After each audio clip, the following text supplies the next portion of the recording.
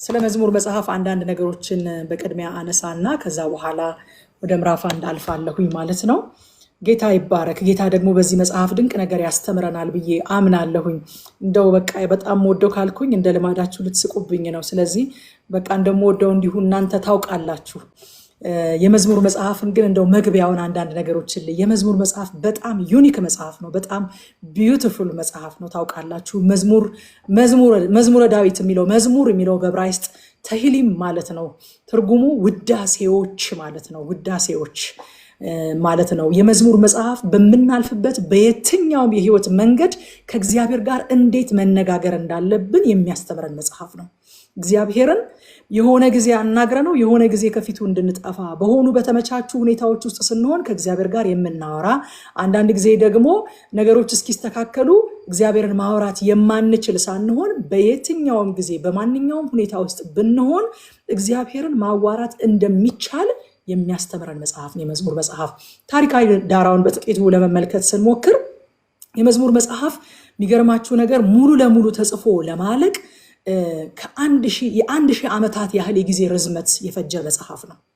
ውስጡ ያሉት መጽሐፍት የተሰበሰቡት መጽሐፍት በአንድ ወቅት በአንድ ጊዜ በአንድ ሰው የተጻፉ ሳይሆኑ የተጻፉበት ዘመን ሲሰላ በአጠቃላይ 1000 ዓመታት ያህል ነው እነዛ መጽሐፍት የተጻፉት ማለት ነው። እነዚህ መዝሙራት የተጻፉት ከ1400 ዓመተ ዓለም ጀምሮ ከሙሴ ጀምሮ ማለት ነው። ከ1400 ዓመተ ዓለም ጀምሮ እስከ 400 ዓመተ ዓለም ከክርስቶስ ልደት በፊት 400 ዓመት እስከሚቀር ድረስ የተጻፈ መጽሐፍ ነው የመዝሙር መጽሐፍ። ከሙሴ እስከ ባቢሎን ምርኮ ተመላሾች ድረስ ማለት ነው።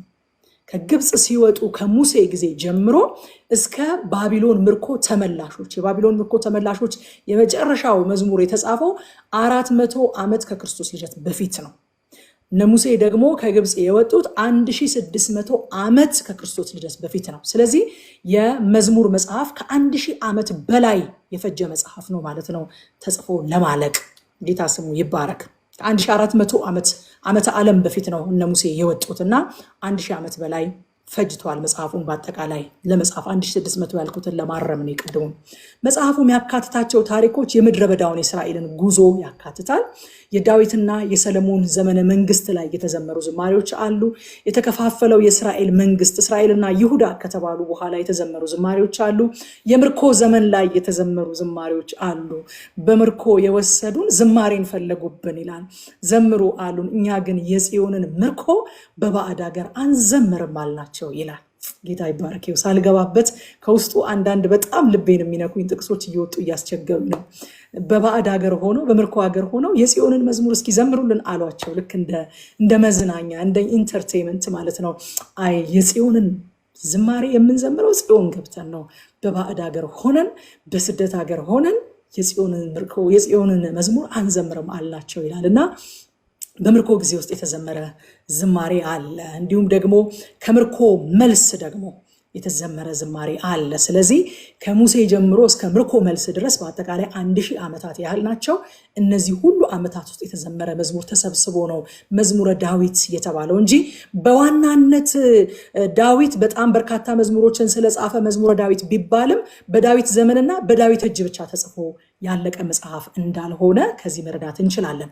እነማን ናቸው የጻፉት ታዲያ ካልን ዳዊት አብዛኞቹን መዝሙራት 73 መዝሙራትን ጽፏል። ከ150ዎቹ መዝሙራት 73ቱን መዝሙራት የጻፈው ዳዊት ነው። ለዚህ ነው መዝሙረ ዳዊት ተብሎ የሚታወቀው። በመዝሙር መጽሐፍ ላይ እንደ ዳዊት ብዙ የጻፈ ሰው ስለሌለ ማለት ነው። ከዛ በኋላ አሳፍ ጽፏል። መዝሙር 73ን ብዙ ጊዜ አንሰዋለሁ አይደል? እኔ በጣም የምወደው ክፍል ስለሆነ ብዙ ጊዜ አንስቼዋለሁ። አሳፍ ጽፏል። የቆሬ ልጆች የጻፏቸው ዝማሬዎች አሉ። ንጉሱ ሰለሞን የጻፈው ዝማሬ አለ። ሙሴ ደግሞ መዝሙር 90 ጽፎልናል። መዝሙር 90 የሙሴ መዝሙር ነው። እሱ ያንን ጽፎልናል። እንዲሁም ሌሎች ደግሞ አናኒመስ የሆኑ ስማቸው ያልተጠቀሰ ግን በመዝሙር መጽሐፍ ላይ ኮንትሪቢዩት ያደረጉ ጸሐፍት አሉ ማለት ነው።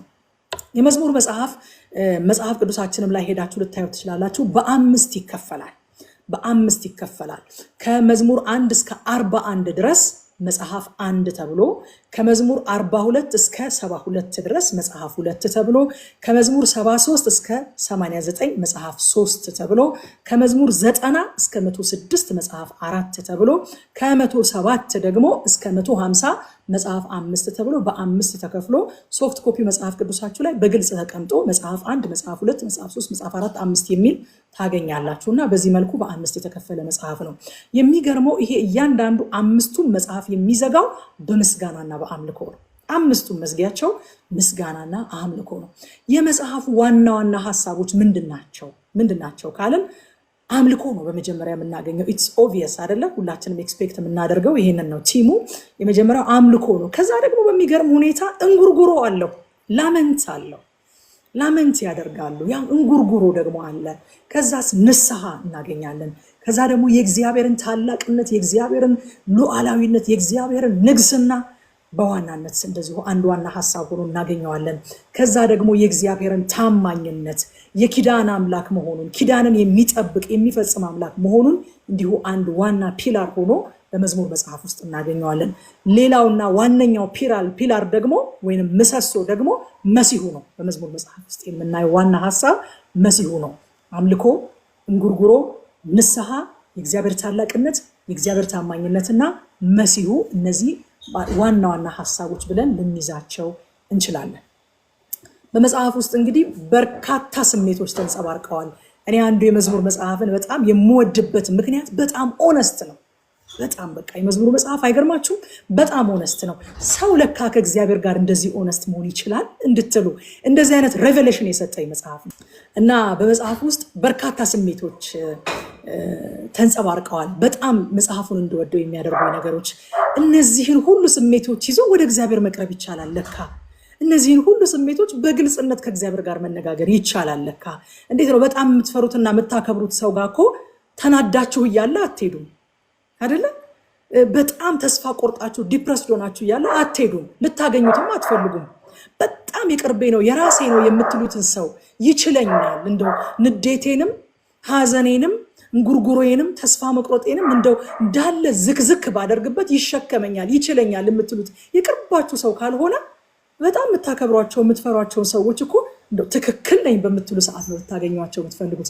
የመዝሙር መጽሐፍ ግን እግዚአብሔርን በየትኛውም አይነት ስሜት ውስጥ ሆነን በየትኛውም አይነት ጊዜ ላይ ልናገኘው እንደምንችል፣ ልናወራው እንደምንችል፣ ልንቀርበው እንደምንችል፣ ልናናግረው፣ ልንጠይቀው እንደምንችል የሚያስተምር መጽሐፍ ነው።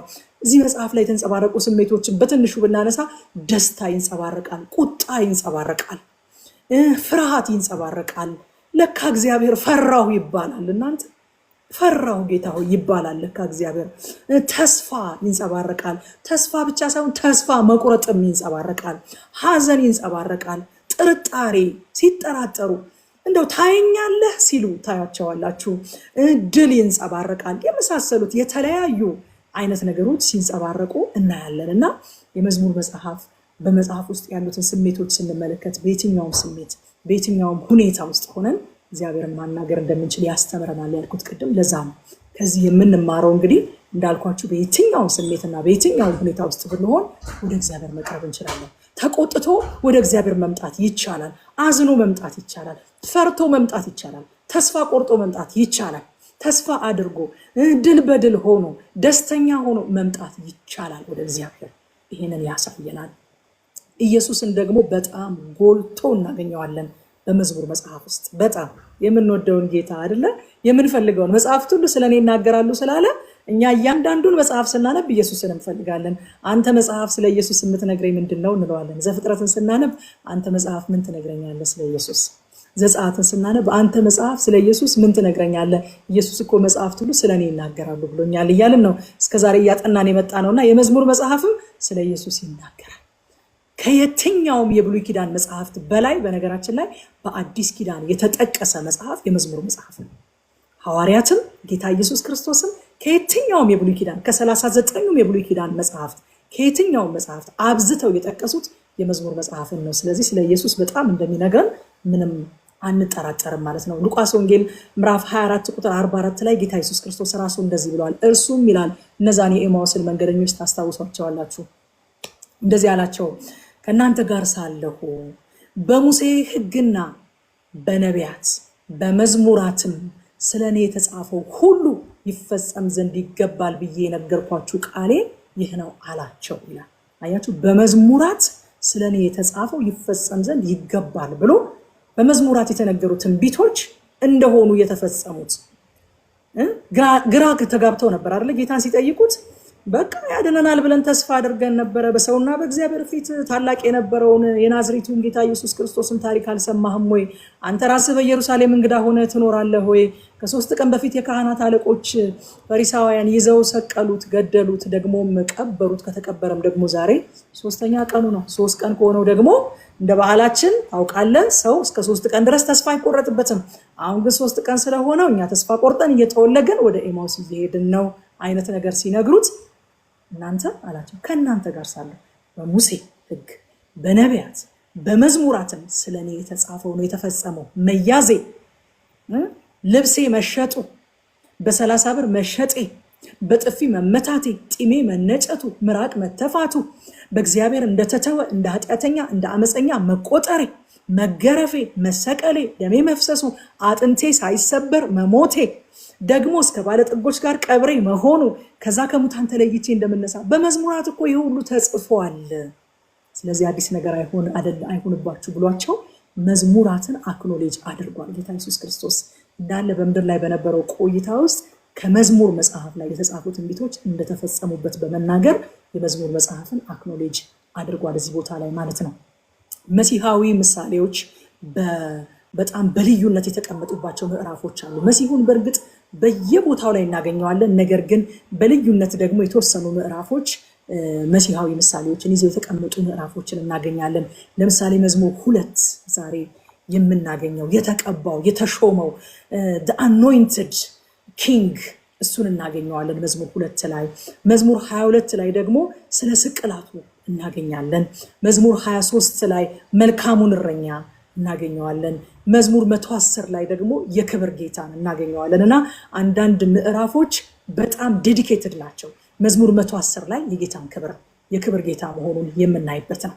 ከመጽሐፉ የምናገኛቸው ዋና ዋና ትምህርቶች ደግሞ ምንድናቸው ካልን እውነተኛ ጸሎትን እናገኛለን። መጀመሪያ ላይ እንደነገርኳችሁ በቃ በእግዚአብሔር ፊት ጄኒዊንሊ መጸለይን እንማራለን። የመዝሙር መጽሐፍ በእርግጥ ከተማር ነው፣ በእርግጥ ካጠና ነው፣ በእርግጥ ከገባን ሃይማኖተኛ ጸሎቶችን፣ የተሸመደዱ ጸሎቶችን፣ እነሆና ዘንድ የሚበዛባቸው ጸሎቶችን አቁመን በገዛ ቋንቋችን ከእግዚአብሔር ጋር ማውራት እንጀምራለን። በአባትና ልጅ ቋንቋ ከእግዚአብሔር ጋር ማውራት እንጀምራለን።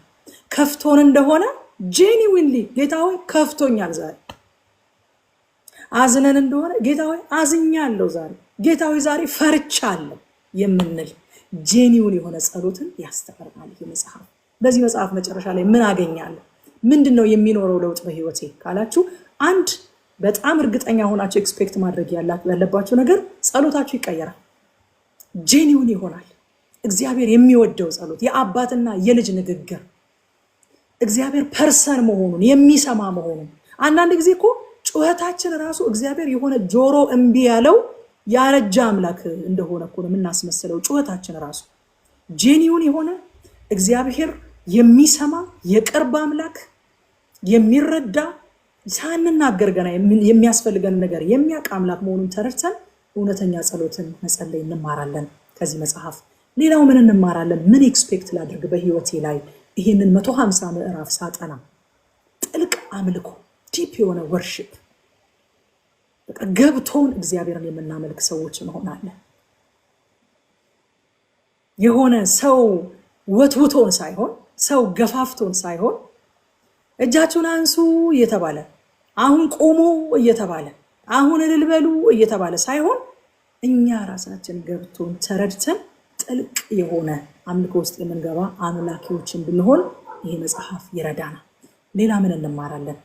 በመከራ ጊዜ ፌስፉል ታማኝ ሆኖ መቆምን ያስተምረናል የመዝሙር መጽሐፍ። ሌላስ ምን እንማራለን? ግራ በመጋባት በኮንፊውዥን ውስጥ እግዚአብሔርን ትረስት ማድረግን፣ እግዚአብሔርን ማመንን ያስተምረናል ይሄ መጽሐፍ። ሌላውስ የሚመጣውን መሲህ የሚመጣውን ንጉሳችንን እንዴት በተስፋ መጠበቅ እንዳለብን ያስተምረናል ይሄ መጽሐፍ። በአጠቃላይ የመጽሐፍ ቅዱሳዊ መንፈሳዊነትን ዋና ሀሳብ ያስጨብጠናል። ይሄ መንፈሳዊነት ብለን እኛ የምናስበውና የምንስለው እስከዛሬ ከተለያየ ቦታ የቃረምናቸው አንዳንድ ነገሮች የሰጡንን ሳይሆን መጽሐፍ ቅዱሳዊ የሆነውን መንፈሳዊነት ያስጨብጠናል ብዬ አምናለሁ። ይህ መጽሐፍ እንግዲህ ከዚህ ቀደም በነበረን ጉዞ የኢዮብ መጽሐፍን ስናነብ ባይገባንም እግዚአብሔርን ማመን የሚል ዋና ሐሳብ ነበረ የያዘ ነው።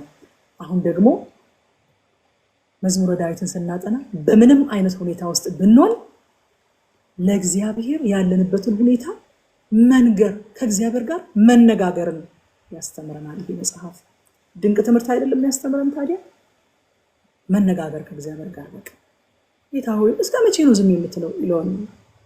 ግን ደግሞ ዝም አትልም ትመጣለህ ይለዋል ደግሞ መልሶ። በየትኛውም አይነት ሁኔታ ውስጥ እግዚአብሔርን ማነጋገርን ያስተምረናል የመዝሙር መጽሐፍ። እንግዲህ አንዳንድ ለየት ያሉ ነገሮችን ስለ መዝሙር መጽሐፍ ብነግራችሁ፣ አንደኛ ነገር መጽሐፉ ከ66ቱም መጽሐፍት ረጅሙና 150 ምዕራፎች ያሉት ዩኒክ መጽሐፍ ነው። የመዝሙር መጽሐፍ ትልቁ መጽሐፍ ነው። ከ66ቱ መጽሐፍ 150 ምዕራፎች ናቸው ያሉት። ሁለተኛ ደግሞ የመጽሐፍ ቅዱስ አጋማሽ የሚገኘው በዚህ መጽሐፍ ውስጥ ነው። አጋማሹ ሚድል ምዕራፉ አጋማሽ ላይ ያለው ምዕራፍ መካከለኛው ምዕራፍ መዝሙር 118 ነው። የመጽሐፍ ቅዱስ አጋማሽ ደግሞ መካከለኛው ጥቅስ መዝሙር 118:8 ነው። ይሄ ቁጥር ምን ይላል? በሰው ከመታመን ይልቅ በእግዚአብሔር መታመን ይሻላል ይላል። እንደው አይገርማችሁም? በእግዚአብሔር ዘንድ አጋጣሚ የለም። የመጽሐፍ ቅዱስ መካከል ላይ ያለው ቨርስ ማለት ነው። መካከል ላይ እኩል ሲሰነጠቅ መካከል ላይ ያለው ቨርስ ምን ይለናል? በሰው ከመታመን ይልቅ በእግዚአብሔር መታመን ይሻላል ይለናል መዝሙር 118:8። ሌላው ትልቁ ረጅሙ ምዕራፍም በመጽሐፍ ቅዱሳችን ውስጥ የሚገኘው እዚሁ መዝሙር መጽሐፍ ውስጥ ነው። መዝሙር 119 176 ቁጥሮች ያሉት ረጅሙ ምዕራፍ ነው። ሌላው ደግሞ አጭሩ ምዕራፍም የሚገኘው እዚሁ መጽሐፍ ውስጥ ነው። መዝሙር 117 ሁለት ብቻ ቁጥሮች ያሉት ዩኒክ ፊቸሩ ነው የዚህ መጽሐፍ። ሮሜ ምዕራፍ 15 ቁጥር 11 ላይ ደግሞ የሚገርማችሁ እቺው አጭሯ ክፍል በሐዋርያው ጳውሎስ ተጠቅሳለች። ደግሞም ይላል እናንተ አሕዛብ ሁላችሁ ጌታን አመስግኑ ሕዝቦችም ሁሉ ይወድሱት ይላል ብሎ ያችን አጭሯን ምዕራፍ አምጥቶ ሐዋርያው ጳውሎስ በሮሜ ምዕራፍ 15 ቁጥር 11 ላይ ጠቅሷታል። መዝጊያው ደግሞ በጣም ያስደንቃል። 150ኛው ምዕራፍ ላይ ሲዘጋ ያልተገደበ አምልኮ፣ እግዚአብሔርን ላለማምለክ ምንም ምክንያት የለም ብሎ ነው የሚዘጋው። መዝሙር 150 ቁጥር 6 ነው መጨረሻው የዚህ መጽሐፍ። እንደዚህ ይላል፣ እስትንፋስ ያለው ሁሉ እግዚአብሔርን ያመስግን ሃሌሉያ ብሎ ነው የሚዘጋው። ሃሌሉያ በቃ ይሄ ነው መዝጊያው። ማን ያምልክ ዳዊት እግዚአብሔርን? ማን ነው እግዚአብሔርን ማመስገን ያለበት? የሆነለት የተሳካለት ጸሎቱ የተመለሰለት ጥያቄ የሌለው ማን እግዚአብሔርን ያምልክ ብላችሁ ጠይቁ። መዝሙር 150 ሲደመድም እንደዚህ አይነት ኢንቪቴሽን ሰጥቶ ነው። እስትንፋስ ያለው ሁሉ እዚህ መካከል ዛሬ መቼም እኔን ቁጭ ብሎ እየሰማ ያለ የማይተነፍስ ሰው የለም አይደል? ስለዚህ እኛ ሁላችንን ወደ አምልኮ ወደ ምስጋና ኢንቫይት አድርጎ ነው የሚጨርሰው። እግዚአብሔርን ለማምለክ መተንፈስ በቂ ነው። መተንፈስ ትንፋሽ ካለ እግዚአብሔርን ለማምለክ በቂ ነው ያ ነገር ብሎ ነው የሚዘጋው ማለት ነው። ጌታ ይባረክ። መግቢያው ይሄን አክል ካልኳችሁ ይበቃል። ወደ መዝሙር 1 ፈጠን ብዬ አልፋለሁ። ክብር ለኢየሱስ ይሁን። መዝሙር 1 እንግዲህ ምዕራፍ 1 ላይ ገና ሲጀምር ሁለት መዳረሻ ያላቸው ሁለት መንገዶችን አሳይቶን ነው የሚገባው። ሁለት መዳረሻ ያላቸው ሁለት መንገዶች። በህይወት ስንኖር ወዳጆቼ ሁለት መንገዶች ብቻ ናቸው ያሉት። መካከለኛ መንገድ የሚባል የለም። በቃ ህይወት ሁለት መንገድ ነው ያላት። ጌታ ኢየሱስ ክርስቶስም በአዲስ ኪዳንም ተናግሯል። ሰፊ መንገድ አለ፣ ጠባብ መንገድ አለ፣ መካከለኛ መንገድ አለ አላለንም። በጠባቡ መንገድ የሚገቡ አሉ፣ በሰፊው መንገድ የሚገቡ አሉ ብሎ ሁለት መንገድ አሳይቶናል። ዳዊትም አሁን እዚህ ጋር ሁለት መንገድ ነው ያለው ብሎ ይነግረናል። የጽድቅ መንገድና የክፉዎች መንገድ። መካከል የሚባል ነገር የለም። መሀል ሰፋሪነት የሚባል ነገር የለም። ከሁለቱ መንገድ ነፃ ሆናለሁ የሚባልም ነገር የለም። ህይወት ራሱ መንገድ ነው ወዳጆች። እየተጓዝኩ አይደለም የሚል ሰው በእኛ መካከል ሊኖር አይችልም። ወዴት እየተጓዝን ነው፣ በየትኛው መንገድ እየተጓዝን ነው የሚለው ጥያቄ ነው እንጂ መመለስ ያለበት ሁላችንም በጉዞ ላይ ነን። መቼ እንደምንደርስ አናውቅም። ነገር ግን ሁላችንም በጉዞ ላይ ነን። መዳረሻችንን ግን ማወቅ እንችላለን። በምንድነው መዳረሻችንን ማወቅ የምንችለው? የምንሄድበትን መንገድ በመወሰን በየትኛው መንገድ ልጓዝ የሚለውን ስንወስን የት እንደምንደርስ ማወቅ እንችላለን። መንገዳችንን የሚወስነው ደግሞ ልባችን የተቀረጸበት ነገር ነው። ልባችን የተቀረጸው በምንድን ነው? ሼፕ የተደረግነው ኢንፍሉዌንስ የተደረግነው በምንድን ነው? በእግዚአብሔር ቃል ልባችን ኢንፍሉዌንስ ከተደረገ የጽድቅን መንገድ እንመርጣለን፣ በጽድቅ መንገድ እንጓዛለን፣ ዴስቲኒያችንን የታወቀ ነው የሚሆነው። በሌሎች ነገሮች ኢንፍሉዌንስ የምንደረግ ከሆነ ልባችን በሌሎች ነገሮች ሼፕ እንዲደረግ የምንፈቅድ ከሆነ ደግሞ መንገዳችንም ለየቅል ነው፣ መዳረሻችንም ከዛኛው መንገድ የተለየ ነው ማለት ነው። ሲጀምር ምዕራፍ 1 ቁጥር 1 እንደዚህ ብሎ ይጀምራል። ምስጉን ነው በክፉዎች ምክር ያልሄደ፣ በኃጢአተኞችም መንገድ ያልቆመ፣ በዋዘኞችም ወንበር ያልተቀመጠ። አያችሁ፣ ምስጉን ነው የሚለውን ቃል መጀመሪያ ፈተን ስንጀምር የተባረከ ነው፣ በመንፈሳዊ ነገር ፍሎሪሽ ያደረገ ነው፣ ሞገስ የተሰጠው ነው ማለት ነው። ምስጉን ነው ማለት ነው። ስለዚህ ምስጉን ነው። ማን ነው ይሄ ሰው? ለምንድን ነው ምስጉን ነው የተባለው? 3 አይነት ነገሮችን ይናገራል። ያልሄደ፣ ያልቆመ፣ ያልተቀመጠ። በክፉዎች ምክር ያልሄደ። በክፉዎች ምክር ያልሄደ ማለት ነው። ኃጢአት ወገኖቼ ከመስማት ነው የሚጀምር። የክፉዎችን ምክር ከመስማት፣ ለክፉዎች ምክር ልባችንን ከመክፈት፣ ለክፉዎች ምክር ጆሮአችንን ከመስጠት ነው የሚጀምረው። ይሄ ምስጉን ሰው፣ ይሄ የተባረከ፣ ይሄ በመንፈሳዊ ነገር ፍሎሪሽ ያደረገ ሰው፣ ይሄ ከእግዚአብሔር ዘንድ ሞገስ የተቀበለ ሰው ምን አይነት ሰው ነው ካላችሁ፣ ለክፉዎች ምክር ጆሮውን አይሰጥም። በክፉዎች ምክር ኢንፍሉዌንስ መደረግ አይፈቅድም። የሚሰማውን ምክር ይመርጣል። ከሚሰማው ነገር ይጠበቃል። ለሚሰማው ነገር ይጠነቀቃል። ምክንያቱም ነገር ከመስማት እንደሚጀምር ያውቃል። አንዱ ምስጉን ያስባለው ይህን ሰው ያ ነው። ሁለተኛው ደግሞ በኃጢአተኞች መንገድ ያልቆመ ይላል። መቆም ደግሞ ምን ማለት ነው? ልምምድ ውስጥ መግባት፣ ፕራክቲስ ውስጥ መግባትን ያሳያል። መጀመሪያ መስማት ትጀምራላችሁ። መስማት ከጀመራችሁ በኋላ ወደ ፕራክቲስ መግባት ይመጣል። ሄድ መጣ እያልን ፈራ ተባ እያልን ፕራክቲስ ማድረግ እንጀምራለን። ነገር ውስጥ አልተዘፈቅንም። የህይወታችን ዘይቤ አድርገን አልያዝነውም። ግን ደግሞ ወጣ ገባ ነካ ነካ ማድረግ እንጀምራለን። በኃጢአተኞች መንገድ መቆም ማለት ያ ነው። ፖዝ እያደረግን ትንሽ ሄድ መጣ እያለን ነው ማለት ነው። ይሄ ሰው ግን ምስጉን ነው የተባለበት ምክንያት የመጀመሪያ ነገር ለኃጢአተኞች ምክር ጆሮን አይከፍትም። ከሚሰማው ነገር ይጠበቃል። የሚሰማውን ነገር ይመርጣል። ሁለተኛ ነገርስ ደግሞ አይለማመድም፣ በእሳት አይጫወትም። ምን አለበት አይልም። ባጭር ቃል አይደለ? የኛ ዘመን ቋንቋ በእኛ ዘመን ስንተረጉሞ ምን አለበት፣ ሞት አለበት አለ ዶክተር ማሙሻ ፋንታ። ምን አለበት የምትሉ ሰዎች እኔ ልንገራችሁ አለ፣ ምንም ሞት ነው ያለበት። ይሄ ምስጉን ሰው ምን አለበት አይልም። እቺ ነገር ትንሽ ናት። ምን አለበት፣ ይሄ እኮ ማንም ሰው የሚያደርገው ነው። ምን አለበት አይልም። መንገድ አይከፍትም። ሞት አለበት። ሞት እንዳለበት ያውቃል። ስለዚህ በኃጢአተኞች መንገድ አይቆምም፣ ፕራክቲስ አያደርግም እንደዚህ አይነትን ነገር። ሶስተኛ በዋዘኞች ወንበር ያልተቀመጠ ይላል። መስማት፣ ፕራክቲስ ማድረግ፣ መቆም፣ ከዛስ ደግሞ መቀመጥ። አሁን ይሄኛው ደግሞ ተዘፈቀበት ማለት መቀመጥ፣ ላይፍ ስታይል ማድረግ። አያችሁ፣ ኃጢአት እንደጀመራችሁት ላይፍ ስታይል አይሆንም። በነገራችን ላይ ከደነዘዛችሁ በኋላ ነው ላይፍ ስታይል የሚሆነው።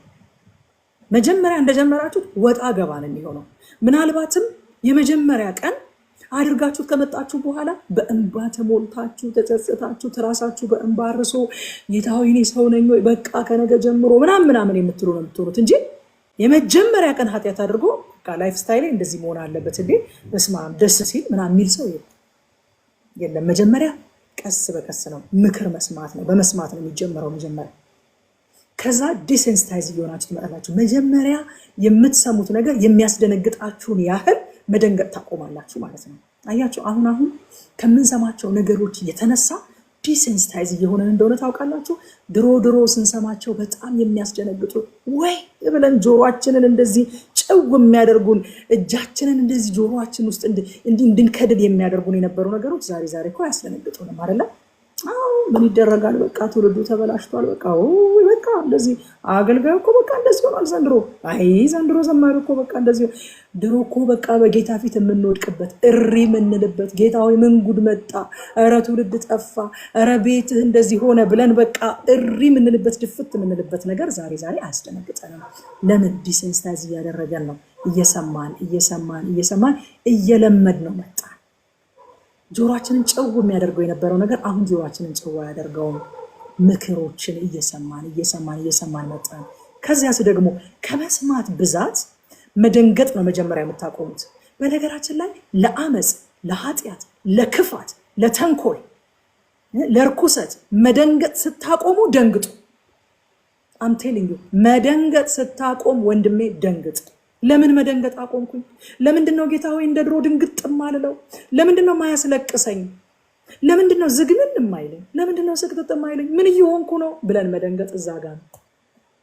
መደንገጥ ስታቆሙ ደንግጡ። ከዛ በኋላስ ምን ችግር አለው?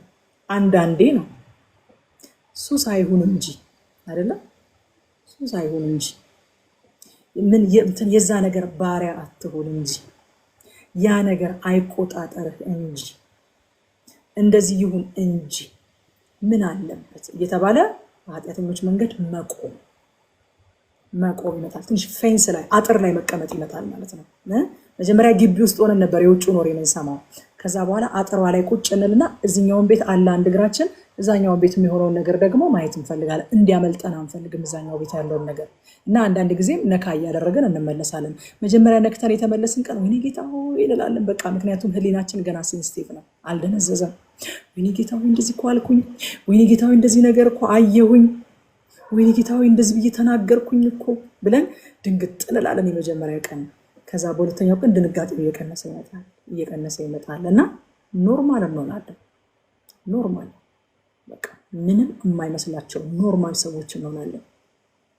ዓለማዊ እንኳን የማያደርገውን ነገር አድርገው መጥተው ጆሮአችሁን በልሳን እየጮሁ የሚያደነቁሩ ምንም የማይመስላቸው ኖርማል ሰዎች ያደርጋል። ኖርማል እንሆናለን። ከዛ በኋላስ ምን ይሆናል? በዋዘኞች ወንበር መቀመጥ። አሁን ሴትን ማድረግ ይመጣል። ሄድ መጣ መሆኑ ይቀርና ሴትን ማድረግ መቀመጥ የህይወት ዘይቤ አድርጎ ነገሩን መቅረትን ያመለክታል። ተጽዕኖ እንዲያሳርፉብን የምንፈቅድላቸው ሰዎች፣ ተጽዕኖ እንዲያሳርፉብን የምንፈቅድላቸው ነገሮች ቀስ በቀስ ህይወታችንን በቋሚነት ይቀርጹታል። ቀስ በቀስ ዴስቲኒያችንን ይወስኑልናል። ወዳጆቼ ፈረንጆቹ ምን ይላሉ መሰላችሁ? ከ20 ዓመት በኋላ ወይ ከ10 ዓመት በኋላ የምትደርስበትን ቦታ እንድነግርህ የምትውልበትን ቦታ አብረሃቸው የምትውላቸውን ሰዎችና የምታነባቸውን መጽሐፍት ንገረኝ ይወጡ። ስለ ሰዎቹ ማንነት፣ ስለምትውልበት በጣም ጊዜ ስለምታሳልፍበት ቦታና ብዙ ጊዜ ስለምታነባቸው መጽሐፍት ስትነግረኝ እነዚህ እንደምሬና ቀንሼ ካልኩሌት አድርጌ ከ20 ዓመት በኋላ የምትደርስበትን ቦታ እነግርሃለሁ ይሏቸዋል። ወዳጆቼ ከ20 ዓመት በኋላ የምንደርስበት ቦታ የምንደርሰው በድንገት የሆነ አውሎ ንፋስ ወስዶ አይደለም ቁጭ የሚያደርገን። ዛሬ ላይ የመረጥነው መንገድ፣ ዛሬ ላይ የመረጥናቸው ጓደኞች፣ ዛሬ ላይ የመረጥነው ሀቢት፣ ዛሬ ላይ የመረጥነው መዋያ ቦታ፣ ዛሬ ላይ የምናነባቸው መጽሐፍት፣ ከ20 ዓመት በኋላ የተሳፈርንባቸው ባቡሮች እነዚህ ናቸው። ፉርጎው ይሄ ነው። ወዴት ነው የሚሄደው? ፉርጎህ ምንድን ነው? ማናቸው ጓደኞች? ማን ነው ኢንፍሉዌንስ እያደረገህ ያለው? እንደው በማን ነው በጣም የምትመሰጠው? የማን ህይወት ነው በጣም ኢምፕረስ የሚያደርግህ? የማን መጽሐፍ ነው በጣም ኢምፕረስ እያደረገሽ ያለው? ዴስቲኒሽን እነግርሻለሁ፣ ዴስቲኒን እነግርሃለሁ ነው የሚለው። ስለዚህ የፈቀድንለት ነገር ታዲያ ወዳጆች የኛ መልካም እድል አልመረጥንም? የእግዚአብሔር ቃል ኢንፍሉዌንስ እንዲያደርገን ይህንን ፉርጎ የመረጠ ይህንን ባቡር የመረጠ ዴስቲኒው እንዴት ይጠረጠራል? ሃሌሉያ ሃሌሉያ። መልካሙን ነገር መርጠናል። በመልካም ተጽዕኖ ስር ለመውደቅ መርጠናል። እኛ አንደኛ ቆሮንቶስ ምዕራፍ 15 ቁጥር 33 ላይ ሐዋርያው ጳውሎስ እንደዚህ አለ፣ አትሳቱ። ዱ ናት ቢ ዲሲቭድ፣ ዱ ናት ቢ ዲሲቭድ። አትሳቱ። ክፉ ባልንጀርነት መልካሙን አመል ያጠፋል። ወዳጆቼ የእግዚአብሔር ቃል በእግዚአብሔር መንፈስ ሰዎች ተመርጠው በእግዚአብሔር መንፈስ ተነድተው የእግዚአብሔርን መልእክት ነው ለኛ ጽፈው ያስቀመጡልን። ስለዚህ ይሄ አሁን ያነበብኩላችሁ የሰራን የፈጠረን አምላክ ስለኛ የተናገረውን ነገር ነው። እንዴ አንድ የመኪና ካምፓኒ እንኳን ስለሰራው መኪና የሚናገረውን ነገር እኮ አምነንና አክብረን እንጠቀማለን። የኤሌክትሪክ መኪና ገዝቶ ነዳጅ ማደያ ሄዶ የሚሰለፍ ሰው የለም። ምክንያቱም ካምፓኒው የሰራው ካምፓኒ ምን ብሏል? ይሄ መኪና በኤሌክትሪክ ነው ቻርጅ የሚደረገው፣ ኃይል የሚያገኘው ከኤሌክትሪክ ነው ብሎ ተናግሯል። ስለዚህ የሰራውን ካምፓኒ እኔ ከሰሪው አልበልጥም ብለን አምነን ኤሌክትሪክ ቻርጅ ስቴሽን እንሄዳለን እንጂ ነዳጅ ማደያ ሄደን አንሰለፍም። አይደል እንዴ? አንድ ስልክ የሰራ ካምፓኒ ውሃ ውስጥ አትክተቱት ዋተር ፕሩፍ አይደለም ካለን አይ ዝም ብሎ ነው እባክህ እነሱ ምን ያውቃሉ ብለን ውሃ ውስጥ ጥልቅ አናደርገውም ስልካችንን። አይደል እንዴ? የሰራው ካምፓኒ ነው ያንን የተናገር። የሰራን ጌታ ምን አለመሰላችሁ? አትሳቱ። ዱ ናት ቢ ዲሲቭድ። ይሄ እኔ ምን ቸገረኝ? እኔ ላይፌ የግሌ ነው፣ ክርስትና የግል ነው። እኔ ከእነንትና ጋር መዋሌ እኔ ምንም አያደርገኝ። እነሱም በሃይማኖታቸው እኔም በሃይማኖቴ፣ እነሱም እንደ እንትናቸው እኔም እንደ። አትሳቱ። የሰራችሁ እግዚአብሔር የፈጠራችሁ አምላክ ከምን ከምን አድርጎ እንደሰራችሁ የሚያውቅ። በቃ አንድ ካምፓኒ ውሃ ውስጥ አትክተቱት እቃው ሲል ከምን እንደሰራው ስለሚያውቅ፣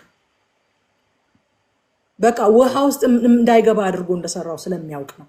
እግዚአብሔርም ክፉ ባልንጀርነት መልካሙን አመል ያጠፋል ሲለን እንዴት ኢንፍሉዌንስ እንደምንደረግ ስለሚያውቅ ነው። ከምን እንደሰራን የሚያውቅ አምላክ እኮ ነው እየተናገረ ያለው። አትሳቱ፣ አትሳቱ። ብዙ ጊዜ በጣም በራሳችን እንታመናለን አይደል? ለምሳሌ መጽሐፍ ሲናገር በእግዚአብሔር ታመን፣ በገዛ ማስተዋልህ አትደገፍ፣ በመንገድ ሁሉ እሱን ወቅ ይላል። በገዛ ማስተዋላችን ብዙ ጊዜ እንደገፋለን። በቃ የሆነ ቦታ ሄደን እኛ ምንም ኮራፕትድ ሳንሆን የምንመጣ አድርገን ራሳችንን እናያለን። ኖ ኖ ኖ፣ እንደዛ አልፈጠርኳችሁም።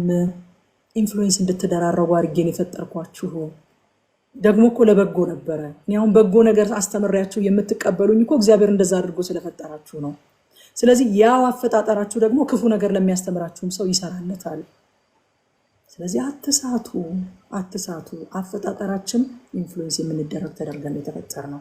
እዛ በኋላ ቁጥር 2 ላይ እንደዚህ ይላል፣ ነገር ግን ይላል ይሄ ምስጉን ሰው የክፉዎችን ምክር የማይሰማው፣ ለክፉዎች ምክር ጆሮን የማይሰጠው፣ ይሄ ምስጉን ሰው በኃጢአተኞች መንገድ ላይ የማይቆመው፣ ይሄ ምስጉን ሰው በዋዘኞች ወንበር የማይቀመጠው፣ ሴትል የማያደርገው፣ ከፌዘኞች ጋር ሴትል አድርጎ የማይቀመጠው ይሄ ምስጉን ሰው ምንድን ነው ታዲያ የሚያደርገው? እዛ ጋር ማያደርጋቸው ናቸው የተጻፉት። እሺ ምን ያደርግ? በእግዚአብሔር ሕግ ደስ ይለዋል፣ ሕጉንም በቀንና በሌሊት ያስባል። አይገርማችሁም ወዳጆቼ? እኔ በጣም እዚህ ጋር ይነካኝ ቃል ደስ ይለዋል የሚለው ነው። የእግዚአብሔርን ቃል ማንበብ አለብኝ ብሎ ይወስናል አይደለም፣ ደስ ይለዋል።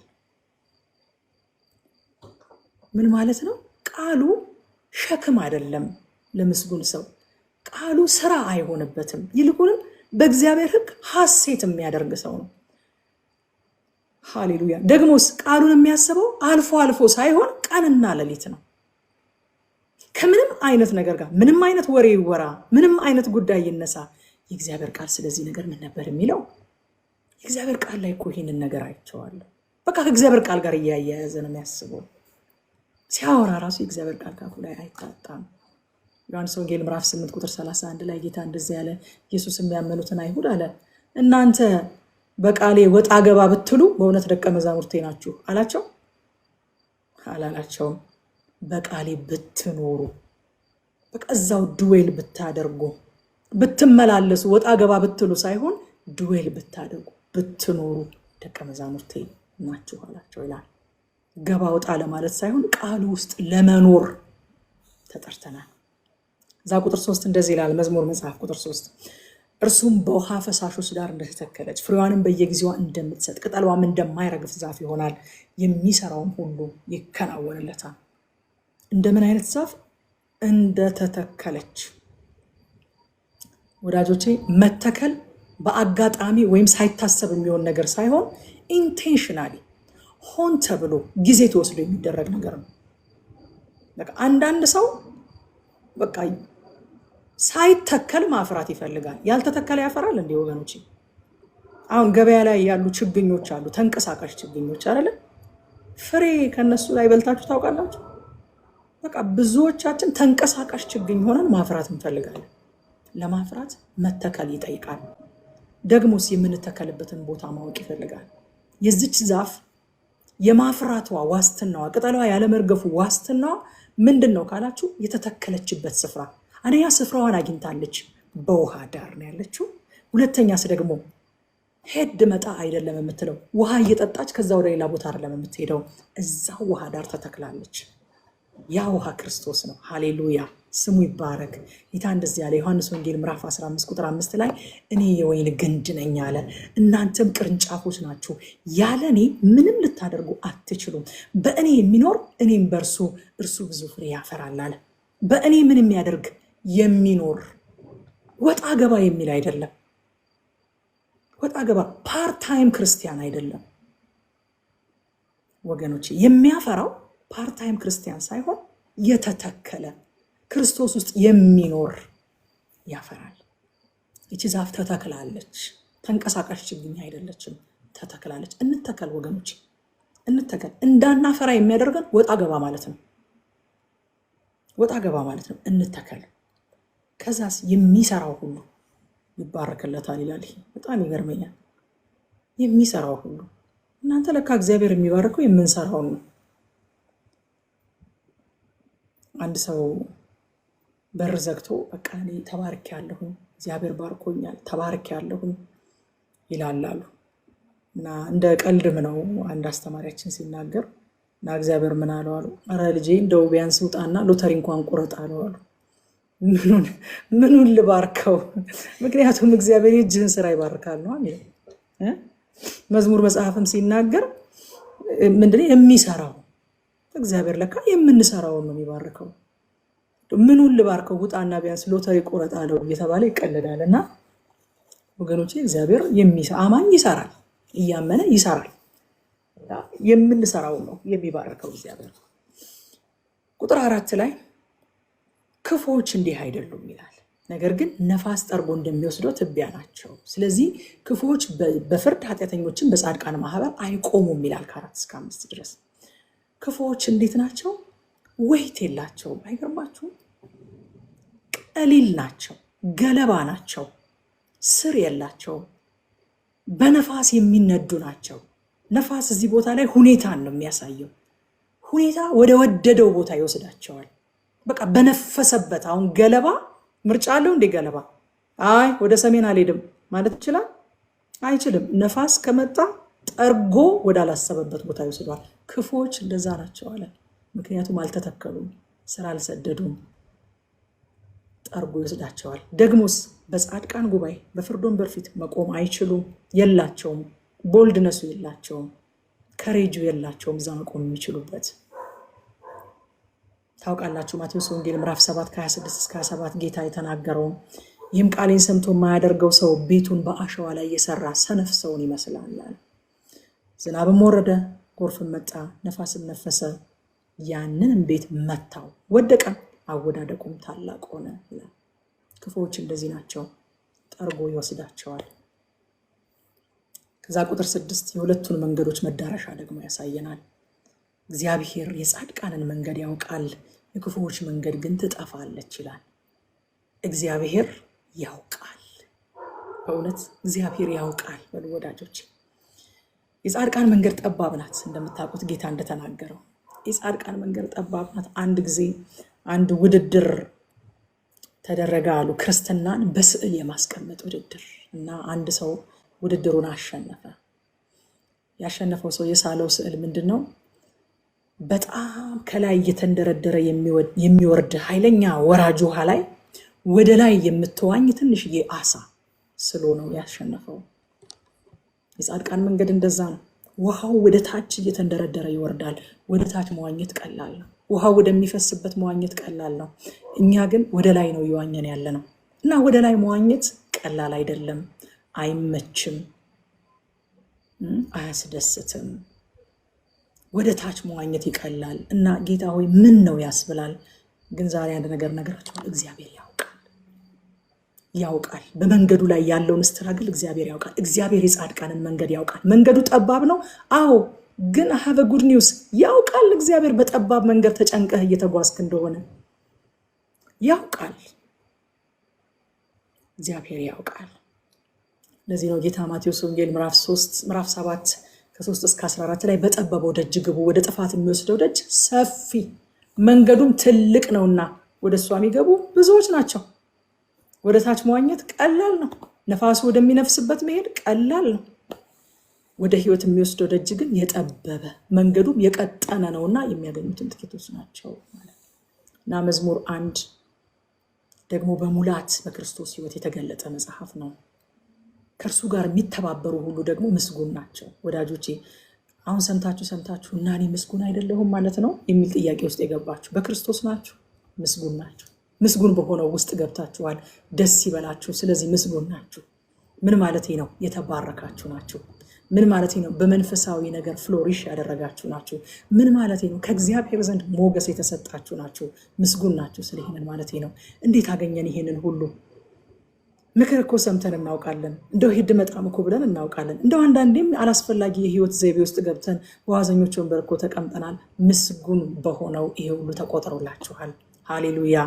እሱ በኃጢአተኞች ምክር ሄዶ አያውቅም። እሱ በኃጢአተኞች መንገድ ቆሞ አያውቅም። እሱ በዋዘኞች ወንበር ተቀምጦ አያውቅም። ስለዚህ የእሱ ጽድቅ ለኛ ተቆጠረልንና እኔና እናንተ ምስጉን ሆነን ማለት ነው። ጌታ ይባረክ። ምን እንማር ከዚህ ምዕራፍ? የመጀመሪያው ልባችን የሚቀረጽበትን ተጽዕኖ የሚያሳድርብንን ነገር በጥንቃቄ እንምረጥ። ጓደኞችን፣ ትምህርቶችን፣ የምናነባቸውን ነገሮች፣ በዙሪያችን ያሉትን ውሏችንን በጥንቃቄ እንምረጥ ወዳጆቼ። እንዳልኳችሁ ነው። መዳረሻን መምረጥ አይቻልም። መንገድን ነው መምረጥ የሚቻለው። መንገድን ነው መምረጥ የሚቻለው። በቃ መርካቶ መሄድ የሚፈልግ ሰው ወደ መርካቶ የምትሄደው ባስ ውስጥ ነው መግባት ያለበት። አየር ጤና የሚሄደው ባስ ውስጥ ገብተህ ቁጭ ብለህ መርካቶ ለመሄድ ብትመኝ በጌታ በኢየሱስ መርካቶ ነው የሚሄደው፣ በጌታ በኢየሱስ ምን የመርካቶ ተጓዥ ነኝ ብትል መርካቶ መድረስ ይቻላል እንዴ? የምትገባበትን ባስ ነው መምረጥ ያለብን። ስለዚህ ዛሬ ተጽዕኖ የሚያሳድሩብንን አካላት ነው መምረጥ ያለብን። የምናነባቸውን መጽሐፍት፣ የምንውልበትን ቦታ፣ የምንመርጣቸውን ጓደኞች፣ የምንሰማቸውን አስተማሪዎች፣ ተጽዕኖ የሚያሳድሩብንን ነገሮች፣ የምናያቸውን ፊልሞች፣ እነሱን መምረጥ የምንችለው የምንገባበትን ባስ ነው እንጂ ባሱን እኛ አይደለንም የምንነዳው። ከገባን በኋላ ሹፌሩ ወደ ወደደበት ቦታ ነው የሚወስደን። ስለዚህ ተጽዕኖ የሚያሳድሩብንን አካላት ነው መምረጥ የምንችለው። እኛ የተሰጠን መንገድን መምረጥ ነው እንጂ ዴስቲኒ መምረጥ አይደለም። ዴስቲኒያችንን ካሰብን መንገዳችንን በትክክል እንምረጥ። ኢንፍሉዌንስ የሚያደርጉንን በትክክል እንምረጥ። ሁለተኛ ቃሉን ማንበብ ግዴታዬ ነው ከሚል አስተሳሰብ ቃሉ የደስታዬ ምንጭ ነው ወደሚል አመለካከት እንግባ። እኛ ሁላችን እንደምናደርገው በየምሽቱ መጽሐፍ ቅዱስ እወደዋለሁ፣ ወይ ኧረ መጽሐፍ ቅዱስ ማንበብ አለብኝ ዛሬ አላነበብኩም ስትሉ ራሳችሁን ካገኛችሁት ነፍሴ ጸጥ በይ። የእግዚአብሔር ቃል የደስታዬ ስፍራ ነው። የእግዚአብሔር ቃል ደስታ የምቀዳበት ምንጭ ነው። መጽሐፍ ቅዱሴን እወደዋለሁ እኔ ብለን ወደዚህ ሜንታሊቲ እንግባ። ሶስተኛስ የህይወት ውሃ በሆነው በክርስቶስ ውስጥ እንተከል። ወጣ ገባ አንበል ወዳጆቼ። በድካምም በብርታትም ወጣ ገባ አንበል ከክርስቶስ። መንፈሳዊ ነገር ከዚህ በፊት ነገራችሁ እንደሆነ አላውቅም። ምናልባት በጣም የሚገርማችሁ ነገር ወጣ ስትሉ አንድ እርምጃ ወደኋላ ስትመለሱ አንድ እርምጃ ብቻ አይደለም የምትቀደሙት። ከዛ አንድ እርምጃ ስትመለሱ የነበራችሁበት ቦታ ላይ አይደለም የምትሆኑት። ወደ ታች ስትወርዱ ሁለት እርምጃ ነው እንደገና ወደ ታች እየወረዳችሁ ያላችሁት። ምክንያቱም ቆሞ የሚጠብቃችሁ ነገር ስለሌለ ማለት ነው። ስለዚህ ወጣ ገባ ማለት ፍሬያማነትን ያስጨነግፋል ወይም ደግሞ ፍሬያማ እንዳንሆን ያደርጋል። በክርስቶስ እንተከል። በድካምም በብርታትም ከክርስቶስ አንውጣ። ሌላውስ የሚያስተምረን ነገር ምንድን ነው? መንገድ ስንመርጥ መመዘኛችን ምቾቱ ሳይሆን መዳረሻው ይሁን። ወገኖች የት ነው መሄድ የምንፈልግ? ማለት ወይ ይሄ ባስ ሲያምር ብላችሁ ትገባላችሁ እንዴ? እዚህኛው ታክሲ ውስጥ ባዶ ወንበር አለ ብላችሁ ትገባላችሁ እንዴ? ከቤት ወጥቼ መገናኛ ለመሄድ ከሆነ ቢሞላም እንደው ጫፍ ላይም ቢሆን ተቀምጬ የመገናኛ ታክሲ ውስጥ ነው እንጂ ለመግባት መሞክረው ከቤቴ ወጥቼ ወደ በቃ ወዴት ልበላችሁ ወደ ኮተብ የሚሄድ የሆነ ባዶ ታክሲ ገቢና ባዶ የሆነ ታክሲ ሳይ አይ ገቢናው ባዶ ነው እዚህኛው ታክሲ ውስጥ ይሻለኛል ብዬ እገባለሁ። ታክሲውን የምመርጠው ከዴስቲኒ አንጻር ነው እንጂ ባዶ ወንበር ከማየትም አይደለም፣ ከውበቱም አይደለም፣ ከምቾቱም አይደለም፣ ዋጋው ከመቀነሱም አይደለም። ጉዳዬ ከዴስቲኒ ነው። ስለዚህ መንገድ ስንመርጥ ከምቾቱ ከውበቱ ከምናምኑ ሳይሆን ከምን አንጻር እንምረጥ? ከዴስቲኒያችን። የት ነው መሄድ የምፈልገው? የት ነው መድረስ የምፈልገው? ከዛ በኋላ በትርፍም ቢሆን ተጭኜ እሄዳለሁ እንደምንለው መንገድ የሚመረጠው ከምቾቱ ሳይሆን ከመዳረሻው ነው። የመጨረሻው ከዚህ የምንማረው እውነተኛ በረከት በእግዚአብሔር ቃል ውስጥ በመደሰት ነው ያለው። እኛ በቃሉ ደስ ሲለን በእግዚአብሔር ደስ ይበልህ የልብህን መሻት ይሰጥሃል ይላል የእግዚአብሔር ቃል። እውነተኛ በረከት በእግዚአብሔር ቃል በመደሰት ውስጥ ነው ያለው። አቤት ጸጋ ይብዛልኝ ብያችኋለሁ። ዛሬ ወደ መዝሙር 2 ገና አሁን ላልፍ ነው። መዝሙር 2 ደግሞ በጣም አስደናቂ መዝሙር። በጣም መዝሙር 1 እንግዲህ 2 መንገዶች ያሳየን አይደለ? 2 መንገድ ነው በህይወት ያለው ብሎ አሳይቶናል። መዝሙር 2 ደግሞ 2 መንግስት አለ ይለናል። 2 ኪንግደም ያሳየናል። ከቁጥር 1 እስከ 3 ድረስ እንደዚህ ይላል። አሕዛብ ለምን ያጉረመርማሉ? ወገኖች ስለምን ከንቱ ይናገራሉ? የምድር ነገስታት ተነሱ፣ አለቆችን በእግዚአብሔርና በመሲሁ ላይ እንዲህ ሲሉ ተማከሩ። ማሰሪያቸውን እንበጥስ፣ ገመዳቸውንም ከኛ እንጣል። ምን ማለት እንደሆነ ታውቃላችሁ? ዲቫይን ኦርደር፣ ከዲቫይን ኦርደር ከመለኮታዊ አገዛዝ እንውጣ፣ ከስርዓቱ እንውጣ። ማሰሪያቸውን ከኛ ጋር ያላቸውን ኮኔክሽን እንቁረጠው እና ራሳችንን እንቻል። ይሄ በቃ ራስን የሚቻል መንፈስ ከመለኮታዊ አገዛዝ ነፃ እንውጣ ብለው ተማከሩ ይላል። ሌላ የራሳችን መንግስትን መስረት ብለው ተናገሩ። ፖለቲካዊ አመፅ አይደለም እዚህ ጋር የሚያሳዩት፣ በመሲሁ ላይ የሚደረግን መንፈሳዊ አመፅ ነው የሚያመላክተው ይህ ክፍል። ሐዋርያት ሥራ ምዕራፍ 4 ላይ ከቁጥር 25 እስከ 28 ድረስ እንደዚህ ይላል። መንፈስ ቅዱስን በብላቴና በአባታችን በዳዊት አፍ ይላል፣ አሕዛብ ለምን አጉረመረሙ? መዝሙር 2 ነው የሚጠቅሰው በቀጥታ። አሕዛብ ለምን አጉረመረሙ? ሕዝቡስ ከንቱ ነገር ለምን አሰቡ? የምድር ነገስታት ተነሱ፣ አለቆችን በጌታና በተቀባው ላይ አብረው ተከማቹ ብለህ የተናገርክ አምላክ ነህ ይላል።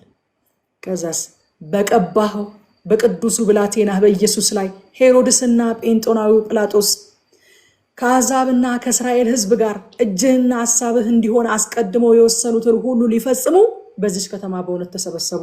መዝሙር 2 ላይ የታቀደው እቅድ ለካ በኢየሩሳሌም በኢየሱስ ላይ የሚጠነሰሰው ሴራ ትንቢት ነበር። ተማከሩ አለ። ተከማቹና የምድር ነገስታት ተማከሩ፣ ከአሕዛብ ተማከሩ ይላል። ስለዚህ ያ የተናገርከው ነገር ሲፈጸም ፍጻሜው አካሉ ምን ይመስላል አለ? በቀባው በቅዱሱ ብላቴና በኢየሱስ ላይ ሄሮድስና ጴንጦናዊ ጲላጦስ ከአሕዛብና ከእስራኤል ሕዝብ ጋር እጅህና ሐሳብህ እንዲሆን አስቀድመው የወሰኑትን መዝሙር 2 ላይ የተናገርከውን ሁሉ ሊፈጽሙ በዚች ከተማ በእውነት ተሰበሰቡ። መስሏቸው ነው እንጂ የራሳቸውን ሐሳብ ሊፈጽሙ አይደለም የተሰበሰቡት። ለዚህ ነው ዮሐንስ የእርሱ ወደ ሆኑት መጣ፣ የገዛ ወገኖቹ አልተቀበሉትም ያለው። በትንቢት የተነገረ ቃል ስለሆነ ማለት ነው። የክርስቶስ መስቀል ድንገተኛ የሰዎች ፍርድ ሳይሆን የመዝሙር 2 ፍጻሜ ነው። ተሰብስበው እንደዚህ እንደሚያደርጉ በመዝሙር 2 ላይ እግዚአብሔር የተናገረው ነው። እና በሰማይ ያለው ይስቃል ይላል። ደስ አይላችሁ? በሰማይ ያለው ይስቃል፣ ጌታም ደግሞ ይሳለቅባቸዋል። ልዑል አምላክ እግዚአብሔር በሰዎች ክፋት አይደናገጥም። ምክንያቱም አስቀድሞ የወሰነውን ነገር ሊፈጽሙ ነው ሰዎች የሚሰበሰቡት እንጂ ከቁጥጥሩ ውጭ የሆነ ነገር ሊያደርጉ አይደለም። እንደው አስባችሁ ሞታችኋል ብሎ እኮ ነው የሚስቅባቸው። አቤት አሁን በእናንተ ቤት አስባችሁ ልባችሁ ውልቅ ብሏል እንደማለት ነው። ይስቃል፣ በሰማይ ያለው ይስቃል። ማንኛውም ችግር ወዳጆቼ፣ ማንኛውም ማዕበል፣ ማንኛውም ወጀብ እግዚአብሔርን አያስደነግጠው፣ ያስቀዋል እንጂ። በሰማይ ያለው ይስቃል፣ ጌታም ይሳለቅባቸዋል። ቁጥር 6 ላይ እንደዚህ ይላል፣ እኔ ግን ንጉሴን ሾምኩ በተቀደሰው ተራራዬ በጽዮን ላይ ይላል። የኢየሱስ ንግስና ሹመት ነው እንጂ በሰዎች ምርጫ፣ በሰዎች ድምፅ ብልጫ የተደረገ ነገር አይደለም። እግዚአብሔር እንደዚህ ያለ፣ እኔ ግን ንጉሴን ሾምኩኝ አለ በተቀደሰው ተራራዬ በጽዮን ላይ። ለዚህ ነው ጌታ ማቴዎስ ወንጌል ምዕራፍ 28 ቁጥር 18 ላይ ኢየሱስም ቀረበና እንዲህ ብሎ ተናገራቸው ይላል፣ ስልጣን ሁሉ በሰማይና በምድር ተሰጠኝ። it is given to him። እኛ አይደለንም የሰጠነው፣ በእኛ ምርጫ አይደለም፣ በእኛ ድምፅ ብልጫ አይደለም ኢየሱስ የነገሰው። ስልጣን ሁሉ በሰማይና በምድር ተሰጠኝ አለ። ፊልጵስዩስ 2:9-11 ደግሞ በዚህም ምክንያት ይላል፣ በመታዘዙ ምክንያት የባሪያን መልክ ይዞ እስከ መስቀል ሞት ድረስ ዝቅ ብሎ በመታዘዙ ምክንያት እግዚአብሔር ያለ ልክ ከፍ ከፍ አደረገው፣ ከስምም ሁሉ በላይ ያለውን ስም ሰጠው። ይህም በሰማይና በምድር ከምድርም በታች ያሉ በኢየሱስ ስም ይንበረከኩ ዘንድ ብሎ መላስም ሁሉ ለእግዚአብሔር አብ ክብር ኢየሱስ ክርስቶስ ጌታ እንደሆነ ይመሰክር ዘንድ ነው ይላል። ወገኖቼ ትንሣኤ ከሙታን መነሳት ብቻ አይደለም። ትንሣኤ በዓለ ሲመት ነው። ኦርዲኔሽን ነው። ታውቃላችሁ አይደል? ኢናጉሬሽን ነው። በዓለ ሲመት ነው ትንሣኤ። አንተ ልጄ ነህ እኔ ዛሬ ወለድኩህ ይላል መዝሙር ላይ። አንተ ልጄ ነህ እኔ ዛሬ ወለድኩህ ይላል። ይሄ ቃል ጅማሬን አይደለም የሚያመለክተው። ኢየሱስ ክርስቶስ ጅማሬ የለውም። የኢየሱስ ልጅነት ባይዘው የባህሪ ልጅነት ነው። እኛ ልጆች የምናውቀው ከአባቶቻቸው በኋላ የመጡ የሆነ ቀን የጀመሩ ስለሆኑ ልጅ ብለን ስናስብ ኢየሱስ ጅማሬ እንዳለው ልናስብ አይገባም። ኢየሱስ በሰውነቱ ነው እንጂ በአምላክነቱ በእግዚአብሔር ወልድነቱ ጅማሬ የለውም። እዚህ ቦታ ላይ አንተ ልጄ ነህ እኔ ዛሬ ወለድኩህ የሚለው ጅማሬን ሳይሆን ሹመትን፣ ንግስናን ነው የሚያሳየው። ኦርዴን መደረጉን ነው የሚያሳየው። ስልጣን ተሰጠኝ ያለበትን ጊዜ ነው የሚያሳየው። ሐዋርያት ሥራ ምዕራፍ 13 ቁጥር 33 ላይ ይህን ተስፋ እግዚአብሔር በሁለተኛው መዝሙር ደግሞ ይላል። አያችሁ፣ በመዝሙር 2 ማለት ነው። በሁለተኛው መዝሙር ደግሞ አንተ ልጄ ነህ እኔ ዛሬ ወለድኩ ተብሎ እንደተጻፈ ኢየሱስን አስነስቶ ለኛ ለልጆቻቸው ፈጽሟልና ይላል። አንተ ልጄ ነህ እኔ ዛሬ ወለድኩ የሚለው ትንቢት ከምን ጋር ነው ኮኔክት የተደረገው? ከኢየሱስ ክርስቶስ ከሙታን መነሳት ጋር ነው ኮኔክት የተደረገው። እግዚአብሔር ኢየሱስ መጀመሪያ ስላለው፣ እግዚአብሔር ወልድ መጀመሪያ ስላለው፣ ጅማሬ ስላለው፣ የተወለደበት ቀን ስላለ አይደለም አንተ ልጄ ነህ እኔ ዛሬ ወለድኩህ ያለው። ከሙታን የሚነሳበትንና ከስም ሁሉ በላይ ከፍ ያለውን ስም የሚቀበልበትን የቤተ ክርስቲያን ራስ የሚሆንበትን በሰማይና በምድር ያለውን ስልጣን ተቀብሎ ለአካሉ የሚሰጥበትን ያንን በዓለ ሲመቱን ያንን ትንሣኤውን እያመላከተ ለእኛና ለልጆቻችን ኢየሱስን በማስነሳት ያንን ቃል ፈጸመው ተብሎ እንደተጻፈ በዓለ ሲመቱን ለማመላከት ነው እንጂ ይህንን ቃል የተናገረው ኢየሱስ ጅማሬ ስላለው አይደለም። ኢየሱስ በአምላክነቱ በእግዚአብሔር ወልድነቱ የባህሪ ልጅ ስለሆነ ልጅነት ባህሪው ነው እንጂ ከኋላ መምጣቱን አመላካች ነገር አይደለም። ወደ ክርስቶሎጂ እንዳልገባ እንደው አንስቼው ልለፍ ብዬ ነው። ዕብራውያን ምዕራፍ 1:5 ላይም ይሄ ክፍል ተጠቅሷል። ከመላእክትስ ይላል አንተ ልጄ ነህ እኔ ዛሬ ወልጄሃለሁ፣ ደግሞ ምን አባት ሆነዋለሁ እርሱም ልጅ ይሆነኛል ተብሎ ለማን ተነግሯል ይላል ዕብራውያን ጸሐፊ።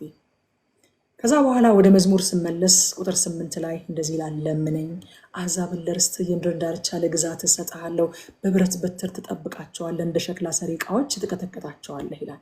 ይሄ ክፍል ስለ ክርስቶስ አገዛዝ የተነገረ ትንቢታዊ ቃል ነው። ራእይ ዮሐንስ ላይ እናገኘዋለን የትንቢቱን ፍጻሜ። ዮሐንስ ራእይ ምዕራፍ 19 ቁጥር 15 ላይ አሕዛብንም ይመታበት ዘንድ ስለታም ሰይፍ ካፉ ይወጣል፣ እርሱም በብረት በትር ይገዛቸዋል፣ እርሱም ሁሉን የሚገዛ የእግዚአብሔር የብርቱ ቁጣውን ወይን መጥመቂያ ይረግጣል ብሎ በቀጥታ ክፍሉን ከመዝሙር 8 እስከ 9 ያለውን ቃል መዝሙር ምዕራፍ 2 ከ8 እስከ 9 ያለውን ቃል ከራእይ 19:15 ጋር እንደዚህ ያዛምደዋል መጽሐፍ ቅዱሳችን ማለት ነው። ፈጠን እያልኩኝ ለመሄድ እየሞከርኩኝ ነው። ከቁጥር 10 እስከ 12 ኑ የሚል ግብዣ ነው የምናገኘው።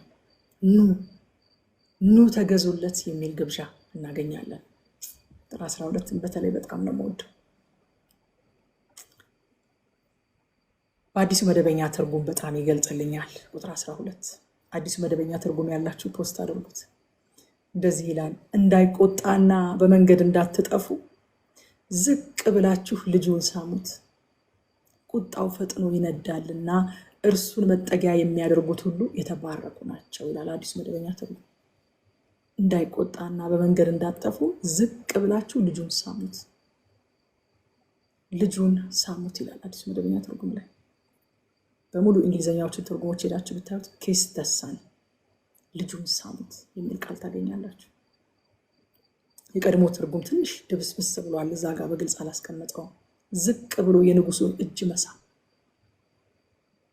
የመገዛት የአክብሮት የታማኝነት ማሳያ ነው። ሎያሊቲ ነው የሚያሳየው።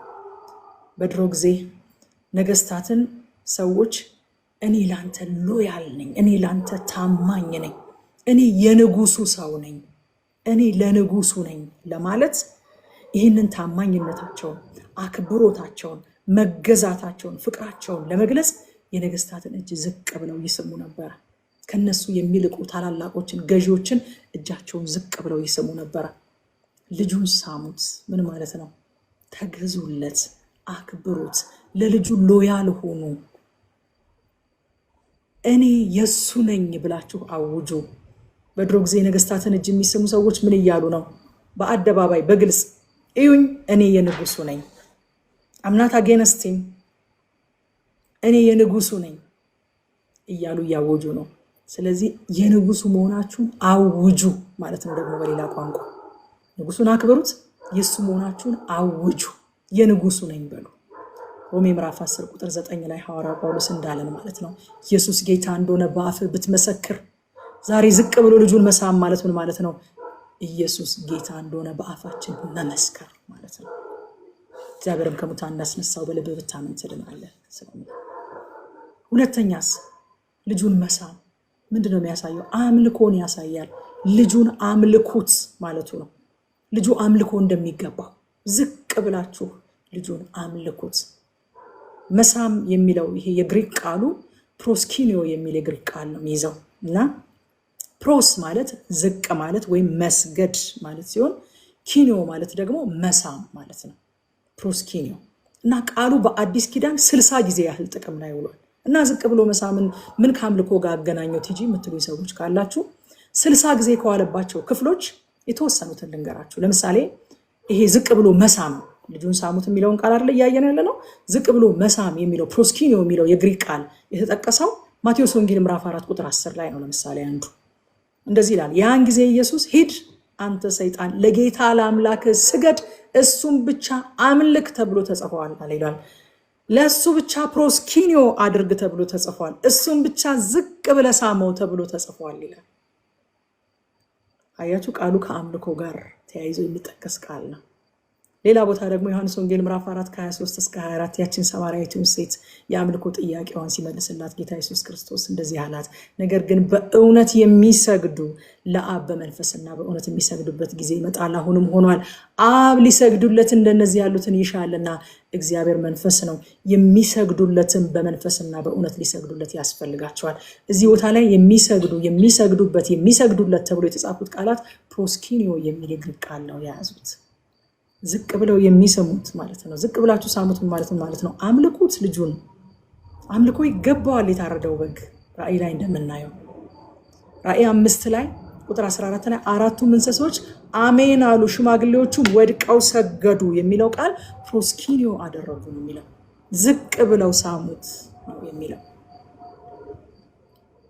ለምሳሌ ያክል እነዚህን ካነሳው ይበቃኛል። መጨረሻ ላይ እንደዚህ ይላል፣ በእርሱ የታመኑ ሁሉ የተመሰገኑ ናቸው ብሎ ነው የመዝሙር 2 መዝጊያ የሚጨርሰው። ይሄ የታወቀ ቃል ነው። ዮሐንስ ወንጌል ምዕራፍ 1 ቁጥር 12 በማን የታመኑ? በልጁ የታመኑ። በልጁ የታመኑ። ስለ ልጁ አይደለም እያወራን ያለ ነው። ዝቅ ብላችሁ ልጁን ሳሙት አይደለም የሚለው። በእርሱ ለምንድን ነው የምንስመው? በእርሱ የታመኑ ሁሉ የተመሰገኑ ናቸው። ለተቀበሉት በስሙ ለሚያምኑ ለነሱ የእግዚአብሔር ልጆች ሆኑ ዘንድ ስልጣንን ሰጣቸው እንደሚለን ዮሐንስ። ዝቅ ብለው ለልጁ የሚሰግዱ፣ ዝቅ ብለው ልጁን የሚስሙ፣ የልጁ መሆናቸውን በአደባባይ የሚያውጁ፣ የሚያከብሩት፣ የሚገዙለት፣ ለሱ ሎያል የሚሆኑ፣ ለሱ የሚኖሩ፣ እነዚህ በሱ የታመኑ ምስጉን ናቸው ይለናል። ምስጉን ናቸው። ፈራጁ ለታመኑበት መጠጊያና ከፍርድ ማምለጫ ይሆናቸዋል። ምን እንማር ከምዕራፍ 2? አንደኛ ለክርስቶስ መገዛት፣ እኔ የንጉሱ ነኝ ብሎ ማወጅና እርሱን ማምለክ ምርጫ ሳይሆን ግዴታ ነው። ምንድነው የሚለን? ዝቅ ብላችሁ ሳሙት ብሎ ይነግረንና እስኪ ወደ ክፍሉ ሄጄ ላንብብ። ግዴታ መሆኑን የሚያሳይ ነገር እኮ አለ አይደል? ቁጥር 2 ቁጥር 12 እንዳይቆጣና በመንገድ እንዳጠፉ ይላል። ታያችሁ፣ የውዴታ ግዴታ ነው። የኢየሱስ ነኝ ብሎ ማወጅ፣ ኢየሱስ ጌታ እንደሆነ በአንደበት ማወጅ፣ ደግሞ እሱን ማምለክ፣ ከዛ ለሱ መገዛት ውዴታ ሳይሆን ምርጫ ሳይሆን ግዴታ ነው። ግዴታ ነው። እንዳይቆጣ በመንገድ እንዳጠፉ ዝቅ ብላችሁ ልጁን ሳሙት ስለሚል ማለት ነው። ሁለተኛ ምን እንማር?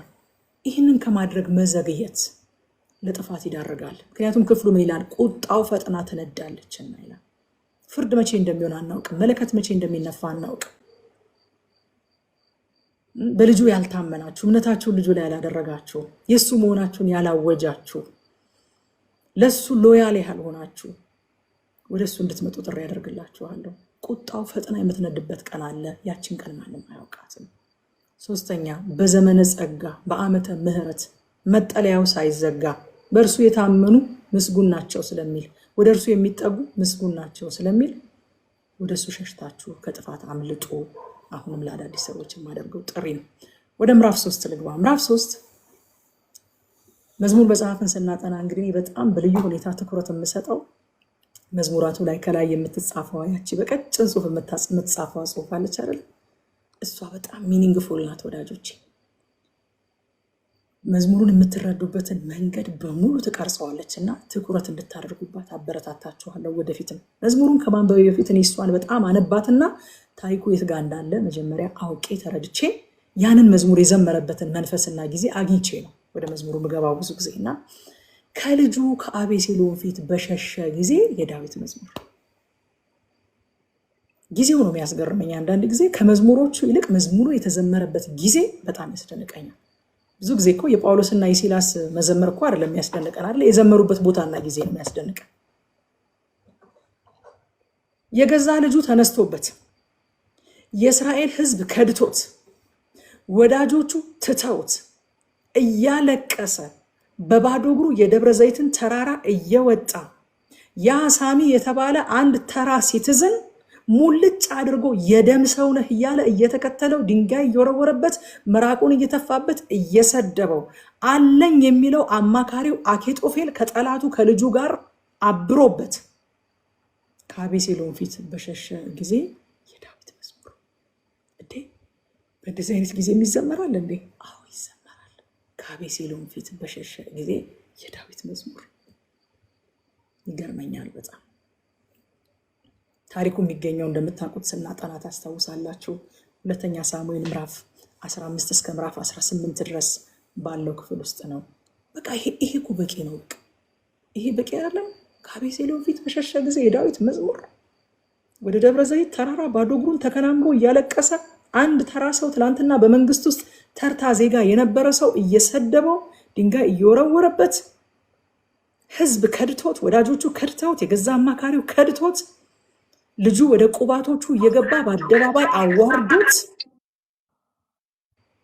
ከአቤሴሎም ፊት በሸሸ ጊዜ የዳዊት መዝሙር። ሲሪየስሊ የሚያስብል እኮ ነው። የኔ ልጆች እንደዚህ የሆነ ነገር ስላቸው እንደዚህ ይሉኛል። ሲሪየስሊ ማሚ ይሉኛል። አዎ ሲሪየስሊ እላቸዋለሁ። እንደዛ እኮ የሚያስብል ክፍል ነው አይደለ? የምርህን ነው? ዳዊት በዚህ ጊዜ ይዘምራል? እንደው አዎ ዳዊት በሁሉም ጊዜ ይዘምራል። ከአቤሴሎም ፊት በሸሸ ጊዜ የዳዊት መዝሙር። ቁጥር 2 ላይ እንደዚህ ያለ ብዙ ሰዎች ነፍሴ አምላክሽ አያድንሽም አሏት። ከህመሙ በላይ ያሳመመው ደግሞ ይሄ ነው። እስካሁን ከዘረዘርኩላችሁ መከራው በላይ በጣም የሚያሳምመው የደረሰበት አካላዊ ጥቃት ብቻ አይደለም፣ አእምሯዊ ጥቃት ደርሶበታል። ደግሞ መንፈሳዊ ጥቃትም እያደረሱበት ነው። ምን እያሉ? አምላክህ አያድንህም እያሉ ማለት ነው። አምላክህ አያድንህም። በጣም ፔንፉል ነው ይሄ። ከስደቱም የከፋ ከመከዳቱም የከፋ ከስድቡም የከፋ ነው። በባዶ እግር ከመሆንም የከፋ ነው። አምላክህ አያድንህም እያሉ ይነዋል።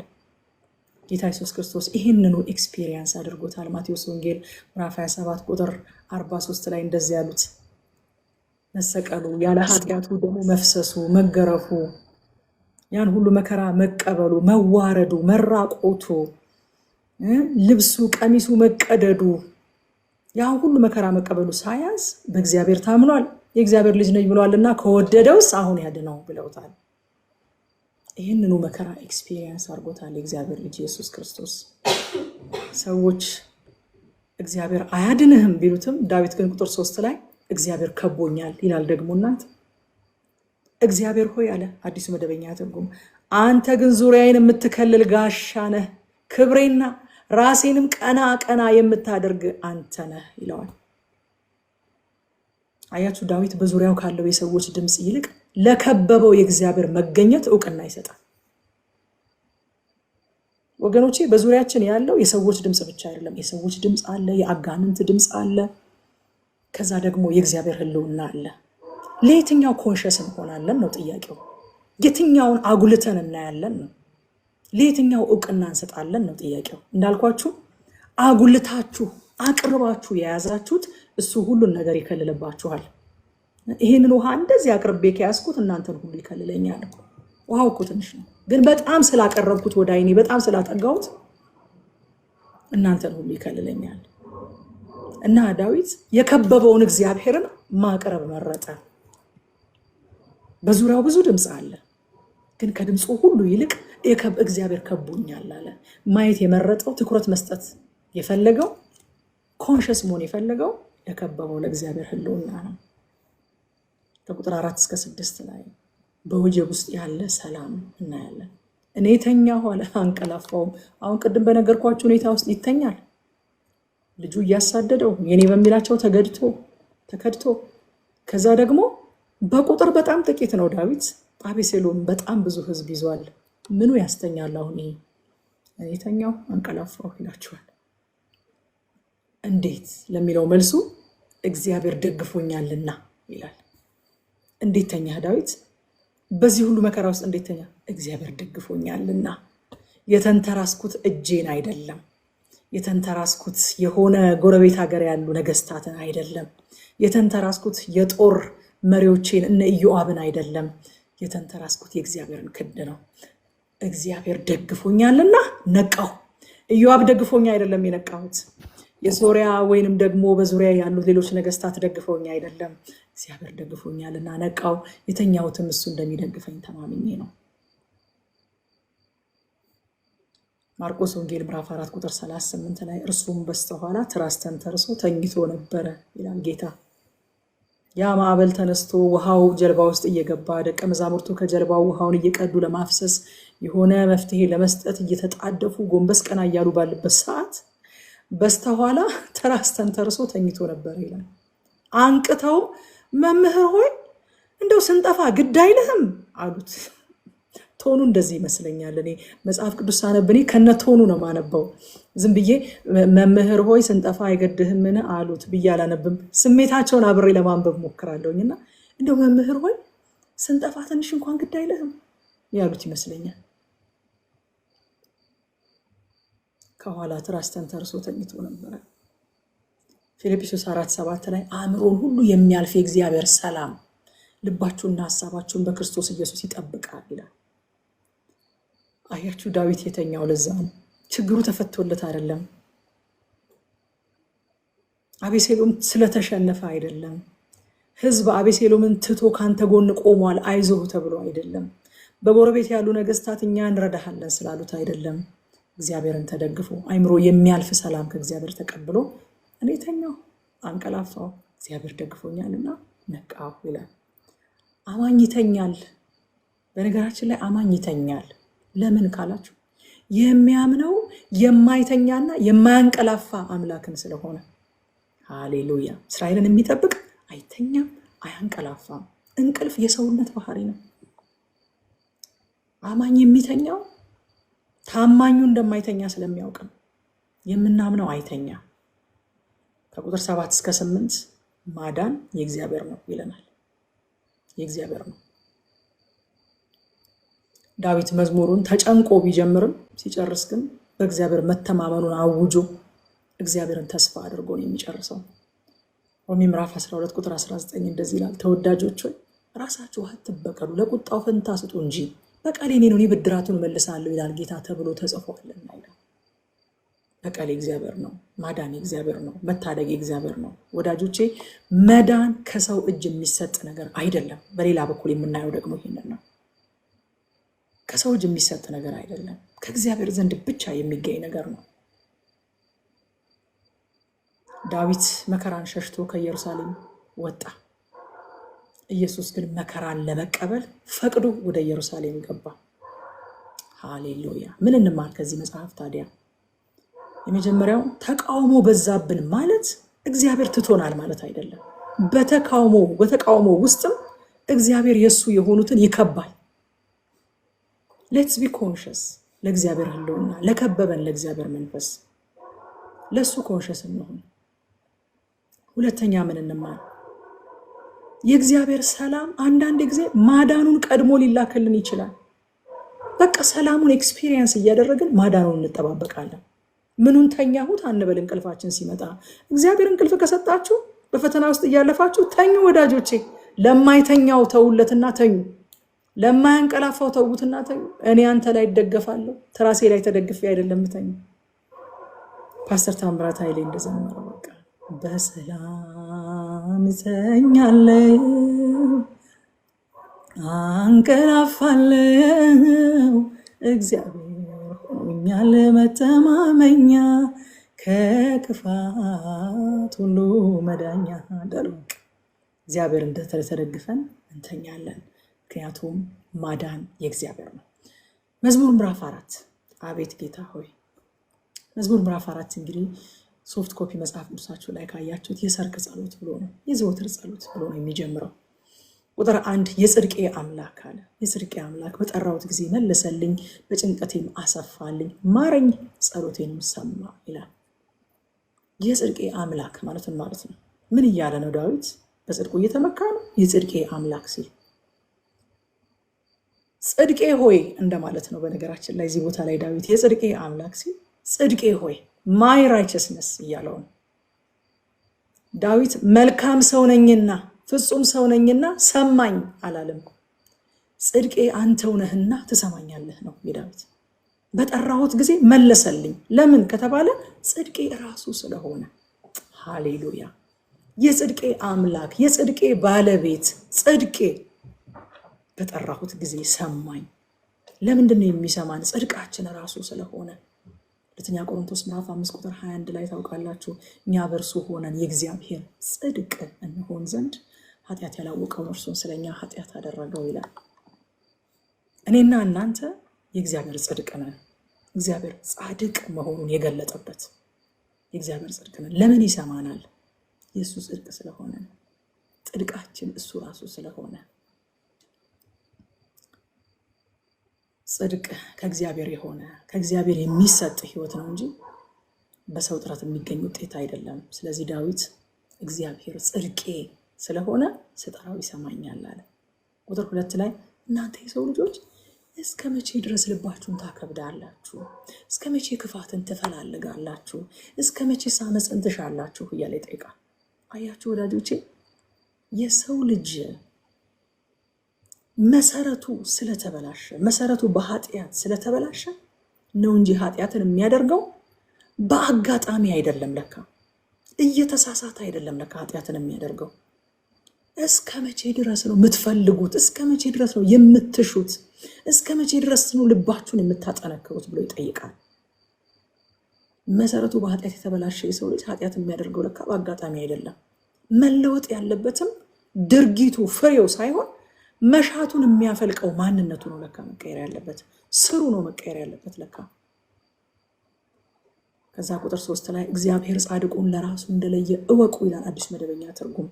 እግዚአብሔር ወደሱ በተጣራው ጊዜ ይሰማኛል ይላል።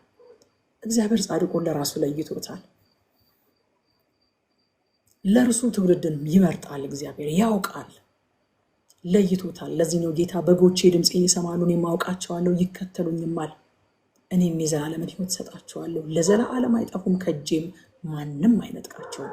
የሰጠኝ አባቴ ከሁሉ ይበልጣል፣ ከአባቴም እጅ ሊነጥቃቸው ማንም አይችልም ይላል። እግዚአብሔር ጻድቁን ለራሱ ይለያል። ጢሞቴዎስ ላይም ሁለተኛ ጢሞቴዎስ ምዕራፍ 19 ጌታ የእርሱ የሆኑትን ያውቃል ይላል። ወዳጆቼ የሆነ ግርግር ውስጥ ገብተን አንጠፋበትም። እግዚአብሔር ጻድቁን ለራሱ ይለያል፣ የእርሱ የሆኑትን ያውቃል። በጎቼ ድምፄን ይሰማሉ፣ እኔም አውቃቸዋለሁ ይላል። እዛ ቁጥር 4 ስለ ቅዱስ ቁጣ ይናገራል። ተቆጡ ግን ኃጢአትን አታድርጉ ብሎ ከዛ ወደ ቤታችሁ ሂዱ፣ በመኝታችሁ ላይ ሆኑና ዝም በሉ ይላል። አስቡ መጀመሪያ ምንድን ነው ያስቆጣኝ? ለገዛ ጥቅሜ ነው የተቆጣሁት? ስለ ጽድቅ ነው የተቆጣሁት? ምንድን ነው ያስቆጣኝ ብላችሁ አስቡ። ተቆጡ። መቆጣት ችግር የለውም፣ ተቆጡ፣ ግን ኃጢአትን አታድርጉ ይላል። ወገኖች ከዚህ በፊትም አንስተነዋል። ቁጣ በራሱ ኢትስ አ ጊፍት ኦፍ ጋድ፣ የእግዚአብሔር ስጦታ ነው። አንዳንድ ነገሮች ታውቃላችሁ ካልተቆጣን የማናደርጋቸው ነገሮች አሉ። እግዚአብሔር ቁጣን ስጦታ አድርጎ ነው የሰጠን፣ መቆጣት ባለብን ነገር ላይ እንድንቆጣ። ቁጣ የሌለው ትውልድ በእውነት በጣም የሚያሳዝን ትውልድ ነው። አሁን በዚህ ዘመን ከዚህ በፊት አንስቼዋለሁ፣ በጣም ጠላት እየሰራ ያለበት ነገር ከውስጣችን ቁጣችንን እየወሰደው ነው እና አመፅ ስናይ አንቆጣም፣ ኃጢአት ስናይ አንቆጣም፣ ኢፍትሐዊነት ስናይ አንቆጣም፣ እርኩሰት ስናይ አንቆጣም። ቁጣችንን ከውስጣችን እየወሰደው ማለት ነው። መቆጣት ግን መንፈሳዊ ስጦታ ነው፣ የእግዚአብሔር ስጦታ ነው፣ ኃጢአት አይደለም። ኃጢአት የሚሆነው ከቁጥጥር ውጭ ሲሆን ነው። ማኔጅ ካልተደረገ ኮንትሮል ካልተደረገ ነው ኃጢአት የሚሆነው። መገለጫውን ኮንትሮል የማናደርገው ከሆነ የሚቆይበትን ጊዜ ኮንትሮል የማናደርገው ከሆነ የዛን ጊዜ ኃጢአት ይሆናል። እንደ ማንኛውም መልካም ነገር ሲበዛና አላግባብ ስንጠቀምበት ኃጢአት ይሆናል እንጂ ቁጣ መልካም ነገር ነው፣ የእግዚአብሔር ስጦታ ነው። መቆጣት ባለብን ነገር ላይ ካልተቆጣን አናጠፋውም።